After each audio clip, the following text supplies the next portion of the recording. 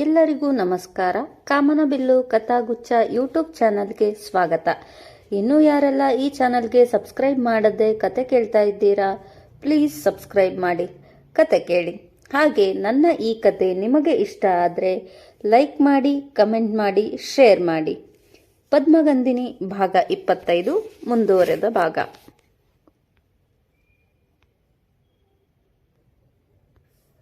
ಇದುವರೆಗೂ ನಂದಿಯಾಡಿದ ಮಾತನ್ನು ಸಮಾಧಾನದಿಂದ ಕೇಳುತ್ತಿದ್ದವಳು ಕೊನೆಯಲ್ಲಿ ಅವನು ಚಾಚಿದ ಸ್ನೇಹದ ಹಸ್ತವನ್ನು ಮತ್ತು ಅವನನ್ನೇ ನೋಟ ಬದಲಿಸುತ್ತಾ ಉಳಿದಳು.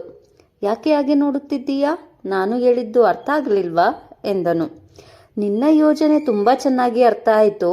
ಅಲ್ಲದೆ ಕಂಡವರ ಮನೆಗೆ ಬಿದ್ದ ಅದೇ ಬೆಂಕಿಯಲ್ಲಿ ಚಳಿ ಕಾಯಿಸಿಕೊಳ್ಳುವವನು ಎಂದು ಚೆನ್ನಾಗಿ ಅರ್ಥ ಆಯಿತು. ನಾನಿಲ್ಲಿ ಬಂದಿರುವುದು ಓದುವುದಕ್ಕೆ. ನನಗೆ ಈ ದ್ವೇಷ, ಶತ್ರುತ್ವ ಯಾವುದೂ ಬೇಕಾಗಿಲ್ಲ ಎಂದು ಅವನ ಮುಂದೆ ಕೈಕಟ್ಟಿ ಹೇಳಿದಳು. ನಂದಿ ಅವಳು ಧ್ರುವನಿಗೆ ಒಡೆದಳು ಎಂದು ತಿಳಿದಾಗಲೇ ಅವಳ ಧೈರ್ಯವನ್ನು ಅಂದಾಜಿಸಿದವನು ಈಗ ಕಣ್ಣಾರೆ ಕಂಡಿದ್ದನು.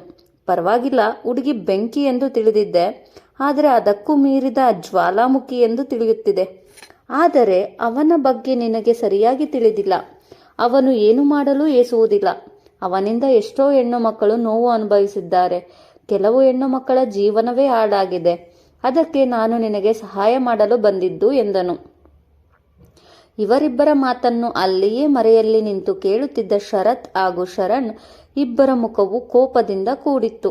ಧ್ರುವನ ಬಗ್ಗೆ ಇಲ್ಲ ಸಲ್ಲದ್ದು ಎಲ್ಲವನ್ನೂ ಧೃತಿಯ ಮುಂದೆ ಹೇಳುತ್ತಿದ್ದಾನಲ್ಲ ಎನ್ನುವ ಕೋಪ ಇಬ್ಬರಿಗೂ. ಮಚ, ಇವನೇನೋ ಮಾಡುತ್ತಿದ್ದಾನೆ. ಆ ಹಳ್ಳಿಯಮ್ಮಂದಿರ ಮುಂದೆ ನಮ್ಮ ಧ್ರುವನ ಬಗ್ಗೆ ಹೇಗೆಲ್ಲ ಮಾತನಾಡುತ್ತಿದ್ದಾನೆ ನೋಡು. ನನಗೆ ಬರುತ್ತಿರುವ ಕೋಪಕ್ಕೆ ಈಗಲೇ ಹೋಗಿ ಅವನ ಮುಖಕ್ಕೆ ಬಾರಿಸಬೇಕು ಎನಿಸುತ್ತಿದೆ ಎಂದನು ಶರಣ್. ಹೌದು ಕಣೋ ಮಚ್ಚ, ಆದರೆ ಧ್ರುವ ಇಲ್ಲದೆ ನಾವು ಏನು ಮಾಡಲು ಆಗುವುದಿಲ್ಲ. ನಾಳೆ ಕಾಲೇಜಿಗೆ ಧ್ರುವ ಬರಲಿ, ಆಗ ಇದೆ ಇವನಿಗೆ ಹಬ್ಬ ಎಂದವನು ಧೃತಿ ಏನು ಹೇಳುತ್ತಾಳೆ ಎಂದು ಅವಳ ಮಾತಿಗಾಗಿ ಕಾಯುತ್ತಾ ನಿಂತನು. ನಂದಿಯ ಮಾತು ಕೇಳಿದ ಮಂಗಳಾಳಿಗೆ ಎದೆಯಲ್ಲಿ ಆಗಲೇ ಭಯ ಆವರಿಸಿತು. ಆದರೆ ಧೃತಿಯ ಮುಖದಲ್ಲಿ ಯಾವುದೇ ಬದಲಾವಣೆ ಕಾಣಲಿಲ್ಲ. ಅವನು ಎಂಥವನಾದರೆ ನನಗೇನೂ ಆಗಬೇಕಾಗಿಲ್ಲ. ಸಮಸ್ಯೆ ಇರುವುದು ನನ್ನ ನಡುವೆ. ನಾವೇ ಅದನ್ನು ಬಗೆಹರಿಸಿಕೊಳ್ಳುತ್ತೇವೆ. ಇದಕ್ಕೆ ಮೂರನೆಯವರು ಮೂಗು ತೂರಿಸುವುದೇನೂ ಬೇಡ. ಹಾಗೆ ನಮ್ಮ ಮೇಲಿನ ಕಾಳಜಿಗೆ ತುಂಬು ಹೃದಯದ ಧನ್ಯವಾದಗಳು ಎಂದು ಅವನಿಗೆ ಕೈ ಮುಗಿದು ಹೇಳಿ ಅಲ್ಲಿಂದ ಹೊರಟು ಬಿಟ್ಟಳು. ಅವಳ ಮಾತಿನಲ್ಲಿ ಕೃತಜ್ಞತೆ ಇತ್ತೋ ಅಥವಾ ವ್ಯಂಗ್ಯ ಅಡಗಿತ್ತೋ ಆ ನಂದಿಗೆ ತಿಳಿಯಲಿಲ್ಲ. ಒಟ್ಟಿನಲ್ಲಿ ಅವಳು ಓದುತ್ತಲೇ ನೋಡಿಕೊಂಡು ಮುಷ್ಟಿ ಬಿಗಿ ಹಿಡಿದನು. ನೋಡಿದೀಯ ಮಚ್ಚ, ಹಳ್ಳಿಯಮ್ಮನನ್ನು ಮೆಚ್ಚಲೇಬೇಕು ಬಿಡು. ಇವಳು ಮುಂದೆ ನನ್ನ ಆಟ ಏನೂ ನಡೆಯಲ್ಲ ಎಂದು ಈಗಾಗಲೇ ಆ ನಂದಿಗೆ ತಿಳಿದಿರುತ್ತದೆ ಎಂದು ಹೇಳಿಕೊಂಡು ಇಬ್ಬರು ಅಲ್ಲಿಂದ ಹೊರಟಿದ್ದರು. ಏನೇ ಧೃತಿ ಇದು? ಅವನು ನೋಡಿದ್ರೆ ಹಾಗೆ, ಇವನು ನೋಡಿದ್ರೆ ಹೀಗೆ. ಆ ಧ್ರುವನ ಬಗ್ಗೆ ಏನೇನೋ ಹೇಳುತ್ತಿದ್ದಾನಲ್ಲ.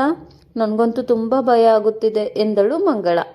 ಎಷ್ಟೇ ಆದರೂ ಹೆದರುವಂತಹ ಹುಡುಗಿ. ಹೆದರಿಕೆ ಇರುವವರಿಗೆ ಹಗ್ಗ ಕೂಡ ಹಾವಾಗಿ ಕಾಣಿಸುತ್ತದಂತೆ. ಇಲ್ಲಿ ಮಂಗಳ ಪರಿಸ್ಥಿತಿಯು ಕೂಡ ಅದೇ. ನೀನ್ಯಾಕೆ ಇಷ್ಟು ಹೆದರುತ್ತೀಯ ಮಂಗಳ? ಅವನು ಹೇಗಿದ್ದರೆ ನಮಗೇನು? ನಾವು ಸರಿ ಇದ್ದರೆ ಅಷ್ಟೇ ಸಾಕು. ಇವತ್ತು ಅವನು ಕಾಲೇಜಿಗೆ ಬರುತ್ತಿದ್ದ ಹಾಗೆ ಅವನ ಬಳಿ ಕ್ಷಮೆ ಕೇಳುತ್ತೇನೆ. ನಂತರ ಅಂಥವರಿಂದ ದೂರ ಉಳಿದರೆ ಆಯಿತು ಎಂದು ಹೇಳಿದವಳು ಅವಳನ್ನು ಕರೆದುಕೊಂಡು ಕ್ಲಾಸ್ ರೂಮಿಗೆ ಹೊರಟಿದ್ದಳು. ಏನೇ ಧೃತಿ ಇದು? ಇಡೀ ಕಾಲೇಜ್ ಕ್ಯಾಂಪಸ್ ಹುಡುಕಿದರೂ ಸಹ ಧ್ರುವ ಸಿಗಲಿಲ್ಲವಲ್ಲ. ಇವತ್ತು ಅವನು ಕಾಲೇಜ್ಗೆ ಬಂದಿಲ್ಲ ಎನಿಸುತ್ತದೆ ಎಂದಳು ಮಂಗಳ. ಹೌದು, ಕಾಲೇಜ್ಗೆ ಬಂದಿದ್ದರೆ ಬೆಳಗ್ಗೆ ನಮ್ಮನ್ನು ಸುಮ್ಮನೆ ಬಿಡುತ್ತಿರಲಿಲ್ಲ. ಇವತ್ತು ಬಂದಿಲ್ಲ ಎನಿಸುತ್ತದೆ. ನಾಳೆ ಕ್ಷಮೆ ಕೇಳುತ್ತೇನೆ ಬಿಡು. ನೀನು ಇಲ್ಲಿಯೇ ಇರು, ನಾನು ವಾಶ್ರೂಮ್ಗೆ ಹೋಗಿ ಬರುತ್ತೇನೆ ಎಂದು ಹೇಳಿ ತನ್ನ ಬ್ಯಾಗನ್ನು ಮಂಗಳ ಕೈಯಲ್ಲಿ ಕೊಟ್ಟು ವಾಶ್ರೂಮ್ ಕಡೆಗೆ ನಡೆದಳು.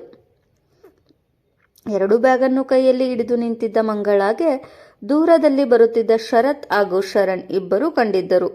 ಇವರಿಬ್ಬರೂ ಈಗ ಬರುತ್ತಿದ್ದಾರೆ, ಧ್ರುವನ ಬಗ್ಗೆ ವಿಚಾರಿಸೋಣ ಎಂದು ಅವರ ಮುಂದೆ ಹೋದವಳು, ಅಣ್ಣ, ಇವತ್ತು ಧ್ರುವ ಕಾಲೇಜ್ಗೆ ಬಂದಿಲ್ವಾ ಎಂದಳು.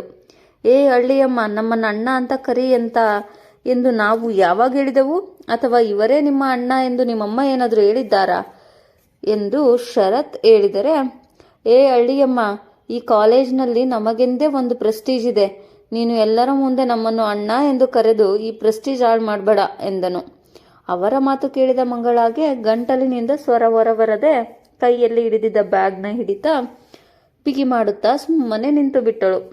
ಅವಳು ಸುಮ್ಮನೆ ನಿಂತಿರುವುದನ್ನು ನೋಡಿದವನು, ಅರ್ಥ ಆಯ್ತಾ? ಇನ್ನೊಮ್ಮೆ ಏನಾದರೂ ಅಣ್ಣ ಎಂದು ಕರೆದರೆ ನಿಮ್ಮನ್ನು ಸುಮ್ಮನೆ ಬಿಡುವುದಿಲ್ಲ ಎನ್ನುತ್ತಿದ್ದ ಹಾಗೆ, ಅಣ್ಣ ಎನ್ನುವ ಪದಕ್ಕೆ ಒಂದು ಗೌರವ ಇದೆ. ಆ ಗೌರವವನ್ನು ತೆಗೆದುಕೊಳ್ಳುವ ವ್ಯಕ್ತಿತ್ವ ಹಾಗೂ ಯೋಗ್ಯತೆ ನಿಮ್ಮಲ್ಲಿ ಇಲ್ಲ. ನಿಮ್ಮಂಥವರನ್ನು ಅಣ್ಣ ಎಂದು ಕರೆಯುವ ಕರ್ಮ ನಮಗೂ ಇಲ್ಲ. ಆಗ ತಾನೇ ಅಲ್ಲಿಗೆ ಬಂದ ಧೃತಿಗೆ ಅವರು ಅಣ್ಣ ಎನ್ನಬೇಡ ಎನ್ನುವ ಮಾತು ಅವಳ ಕಿವಿಗೆ ಬಿದ್ದು ಒಂದೇ ಸಮ ಅವರಿಗೆ ಎದುರು ನಿಂತು ಮಾತನಾಡಿದಳು. ಮಂಗಳ ಎದುರಿಗೆ ನಿಂತು ಧೈರ್ಯವಾಗಿ ಮಾತನಾಡಿದಷ್ಟು ಸುಲಭವಲ್ಲ ಧೃತಿಯ ಮಾತಿಗೆ ಮಾತು ಕೊಡುವುದು.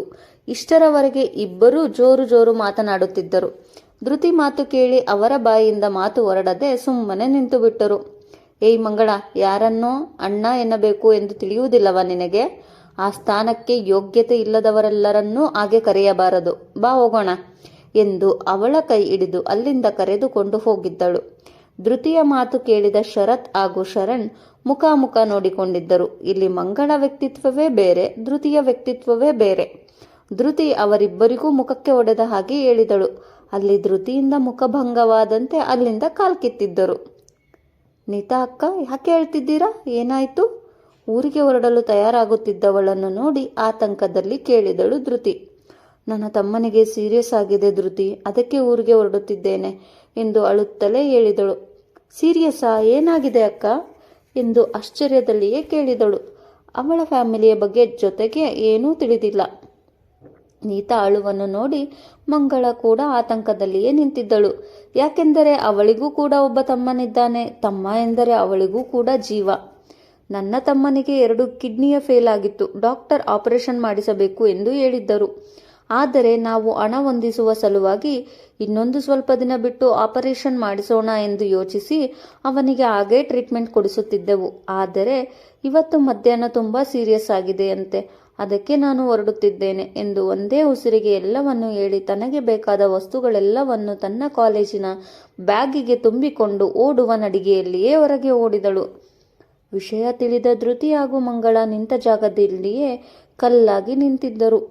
ಅದೆಷ್ಟು ದೊಡ್ಡ ಸತ್ಯವನ್ನು ಯಾರಿಗೂ ಹೇಳದೆ ಒಳಗೆ ಮುಚ್ಚಿಟ್ಟಿದ್ದಾಳೆ ಇವಳು. ಯಾರಿಗೂ ಹೇಳದೆ ಒಳಗೆ ಅದೆಷ್ಟು ನೋವು ತಿನ್ನುತ್ತಿದ್ದಾಳೆ ಎಂದು ಯೋಚಿಸಿ ಅವಳು ಓದತ್ತಲ್ಲೇ ನೋಡುತ್ತಾ ನಿಂತಳು ಧೃತಿ. ಆ ಸಮಯಕ್ಕೆ ಧೃತಿ ದೃಢವಾಗಿ ನಿಂತಿದ್ದರೆ ಮೃದು ಮನಸ್ಸಿನ ಮಂಗಳ ಮನಸ್ಸಿಗೆ ನೀತಾ ಹೇಳಿದ ಮಾತುಗಳನ್ನು ಕೇಳಿ ಬಹಳವೇ ನೋವಾಗಿ ಆಗಲೇ ಅವಳ ಕಣ್ಣಿನಲ್ಲಿ ನೀರು ಇಳಿಯುತ್ತಲಿದ್ದವು. ನಾನ್ಯಾರು? Dhruva Rajashekar, the great politician Rajashekar ಅವರ ಮಗ. ಅಂಥದ್ರಲ್ಲಿ ಇಡೀ ಕಾಲೇಜಿನವರ ಮುಂದೆ ನನ್ನ ಕೆನ್ನೆಗೆ ಹೊಡೆದು ನನಗೆ ಅವಮಾನ ಮಾಡ್ತೀಯಾ? ಇವತ್ತು ನಾನು ಯಾರು ಎಂದು ನಿನಗೆ ತೋರಿಸುತ್ತೇನೆ. ಆಗಲೇ ಕಂಠಪೂರ್ತಿ ಕುಡಿದಿದ್ದ. ಸರಿಯಾಗಿ ನಡೆಯಲು ಕೂಡ ಅವನಿಂದ ಸಾಧ್ಯವಾಗುತ್ತಿರಲಿಲ್ಲ. ಅಂಥವನು ತಾನೇ ಕಾರನ್ನು ಓಡಿಸಿಕೊಂಡು ಧೃತಿಯ ಪಿಜಿಯ ಬಳಿ ಬಂದಿದ್ದನು. ಧ್ರುವ ಇವತ್ತು ಕಾಲೇಜ್ಗೆ ಹೋಗಿದ್ದರೆ ಅಲ್ಲಿ ಧೃತಿ ಅವನ ಮುಂದೆ ಕ್ಷಮೆ ಕೇಳುತ್ತಿದ್ದಳು. ಆಗ ಧ್ರುವ ಈ ರೀತಿಯ ಒಂದು ಕೆಟ್ಟ ನಿರ್ಧಾರವನ್ನು ಮಾಡುತ್ತಿರಲಿಲ್ಲ. ಇಂದು ಕಾಲೇಜ್ಗೆ ಹೋಗದವನು ಕತ್ತಲಾಗುತ್ತಿದ್ದ ಹಾಗೆ ಕುಡಿದು ಪಿಜಿಯ ಬಳಿ ಬಂದಿದ್ದನು. ಪಿಜಿಯ ಹಿಂದೆ ಕಾರು ನಿಲ್ಲಿಸಿದವನು ಎಲ್ಲ ರೂಮ್ಗಳಲ್ಲೂ ಲೈಟ್ ಆನ್ ಆಗಿರುವುದನ್ನು ನೋಡಿ ಲೈಟ್ ಆಫ್ ಆಗಲಿ ಎಂದು ಕಾರಿನಲ್ಲಿಯೇ ಕುಳಿತು ಕಾಯತೊಡಗಿದನು. ಆಗಲೇ ಕುಡಿತದ ನಶೆ ಏರಿದ್ದರಿಂದ ಕಾರಿನ ಸೀಟಿಗೆ ಹಿಂದಕ್ಕೆ ಒರಗಿದವನಿಗೆ ನಿದ್ದೆ ಆವರಿಸಿ ಆಗಲೇ ಕಣ್ಣು ಮುಚ್ಚಿದನು. ಕಣ್ಣು ಮುಚ್ಚಿದವನಿಗೆ ನಿದ್ದೆ ಯಾವಾಗ ಹತ್ತಿತ್ತು ತಿಳಿಯಲಿಲ್ಲ. ನಂತರ ತಕ್ಷಣ ಎಚ್ಚರವಾಗಿ ಕೈ ಗಡಿಯಾರ ನೋಡಿಕೊಂಡಾಗ ಮಧ್ಯರಾತ್ರಿ 12 ಗಂಟೆ ಆಗಿತ್ತು. ಅಲ್ಲದೆ ಕುಡಿದ ನಶೆ ಕೂಡ ಸ್ವಲ್ಪ ಇಳಿದಿತ್ತು. ತಕ್ಷಣಕ್ಕೆ ಕಾರಿನಿಂದ ಇಳಿದವನು ಪಿಜಿಯ ಹಿಂದೆ ಇದ್ದ ಕಾಂಪೌಂಡ್ ಹಾರಿ ಒಳಗೆ ಬಂದಿದ್ದನು. ಇದೇನು ಅಂತಹ ದೊಡ್ಡ ಪಿಜಿ ಅಲ್ಲ, ಚಿಕ್ಕ ಪಿಜಿ. ಆದರೂ ಆ ಹಳ್ಳಿಯಮ್ಮನನ್ನು ಎಲ್ಲಿ ಅಂತ ಹುಡುಕುವುದು ಎಂದು ಯೋಚಿಸುತ್ತಲೇ ನಿಧಾನವಾಗಿ ಹೆಜ್ಜೆ ಹಾಕುತ್ತಾ ಕೆಲವು ಕೋಣೆಗಳನ್ನು ನೋಡಿಕೊಂಡು ಬರುತ್ತಿದ್ದನು. ಇತ್ತ ಧೃತಿಗೆ ಧ್ರುವ ಪಿಜಿ ಒಳಗೆ ಬರುತ್ತಾನೆ ಎಂಬ ಸಣ್ಣ ಅಂದಾಜು ಕೂಡ ಇಲ್ಲದೆ ತುಂಬಾ ಸಮಯದವರೆಗೂ ನೀತಾ ಬಗ್ಗೆ ಮಾತನಾಡಿಕೊಂಡು ಆಗ ತಾನೇ ಇಬ್ಬರೂ ಮಲಗಿಕೊಂಡಿದ್ದರು. ಆಗಲೇ ಸಣ್ಣ ಶಬ್ದವಾಗಿದ್ದು ಧೃತಿಯ ಕಿವಿಗೆ ರಾಚಿತು. ತಕ್ಷಣಕ್ಕೆ ಎದ್ದು ಕುಳಿತವಳ ಕರ್ಣಗಳು ಚುರುಕಾಗಿ ಮಂಗಳ ಮಲಗಿರುವುದನ್ನು ನೋಡಿದ ಹುಡುಗಿಗೆ ಹೆದರಿಕೆಯೇ ಇಲ್ಲ. ಈ ಬಾರಿಯಂತೂ ಸ್ವಲ್ಪವೂ ಹೆದರದೆ ಎದ್ದು ಹೊರಗೆ ಬಂದಿದ್ದಳು. ಇತ್ತ ಮಂಗಳ ಅಥವಾ ಧೃತಿ ಯಾರಾದರೂ ಒಬ್ಬರು ಕಣ್ಣಿಗೆ ಬೀಳುತ್ತಾರಾ ಎಂದು ಮಲಗಿರುವ ಕೆಲವು ಹೆಣ್ಣು ಮಕ್ಕಳನ್ನು ಹೊರಗಿನಿಂದಲೇ ಕಿಟಕಿಯ ಮೂಲಕ ದೃಷ್ಟಿ ಇಟ್ಟು ನೋಡಿಕೊಂಡು ಬರುತ್ತಿದ್ದನು. ಧೃತಿ ಧೈರ್ಯದಲ್ಲಿ ಮುಂದೆ ಹೋಗುತ್ತಿದ್ದ ಹಾಗೆ ಅವಳಿಗೆ ಬೆನ್ನು ಹಾಕಿ ನಿಂತಿದ್ದ ಗಂಡಸು ಕಂಡಿದ್ದನು. ಅಂದು ಇಬ್ಬರೂ ಇದ್ದರು, ಇವತ್ತು ಒಬ್ಬನೇ ಬಂದಿದ್ದಾನೆ ಎಂದುಕೊಂಡವಳು, ಇವತ್ತು ಏನು ಕಳ್ತನ ಮಾಡಲು ಬಂದಿದ್ದೀಯಾ ಎಂದಳು ಜೋರು ಧ್ವನಿಯಲ್ಲಿ. ಆ ಧ್ವನಿಯನ್ನು ಆಲಿಸಿ ಹಿಂದೆ ತಿರುಗಿದವನಿಗೆ ತಾನು ಹುಡುಕಿ ಬಂದಿದ್ದ ಮುಖ ಕಂಡಿತು.